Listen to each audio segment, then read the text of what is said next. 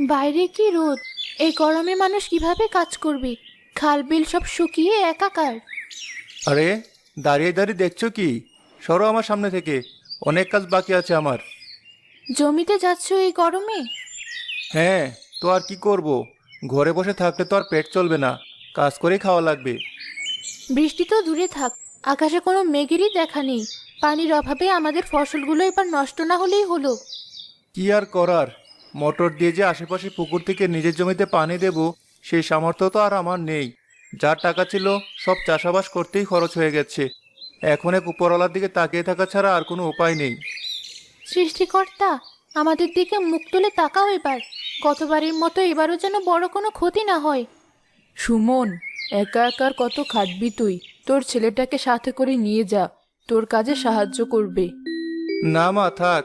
ও ছোট মানুষ। ও পড়ছে, পড়তে দাও। একদিন লেখাপড়া করে ও অনেক বড় মানুষ হবে। আমাদের সবার মুখ উজ্জ্বল করবে। বই নিয়ে সারাদিন বসে থাকলে কি আর মুখ উজ্জ্বল করা যায়? তুই তো নিজেই ওর থেকে ছোট বয়সে তোর বাবার সাথে গিয়ে কাজ করেছিস। ও তাহলে ছোট হলো কিভাবে? মা, আমি কি খুব ভালো আছি? আমি চাই না আমার ছেলে আমার মতো একই দশায় থাকুক। ওকে যেন দুমুঠো ভাতের জন্য এত সংগ্রাম না করা লাগে। সেই জন্য আমার যা যা করতে হয় আমি করব। এত ভাব নিস না। পরে দেখা যাবে তোরা যেই দুমুঠো ভাত খেতে পারছিস, তোর ছেলে পেলে তাও পাবে না। এই বয়স পরিশ্রম করার বয়স। যে যত পরিশ্রম করবে সে তত বড় হবে জীবনে। তোর বাবা আজ কম পরিশ্রম করেছে বলে তোদের এই অবস্থা। তোর ছেলেটাকেও এখন অমন বানাস না।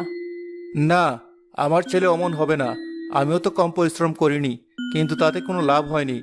আমার ছেলেও পরিশ্রমী, এবং তার পরিশ্রম তাকে একদিন সফল বানিয়েই ছাড়বে। যেমন চাই কর, আমার কি? দুদিন পরে মরে যাব, তাই একটু ভালো উপদেশ দিলাম। তোদেরকে কষ্টে দেখতে ভালো লাগে না বলি। থাক মা, ওদের বাপ ছেলের কাহিনী ওরা যা ভালো বুঝে। আমরা কিছু না বললেই ভালো। যাও, তুমি কাজে যাও। ঠিক আছে, যাচ্ছি। কথা বলে আমার কতটুকু সময় নষ্ট করলে শুধু শুধু তোমরা।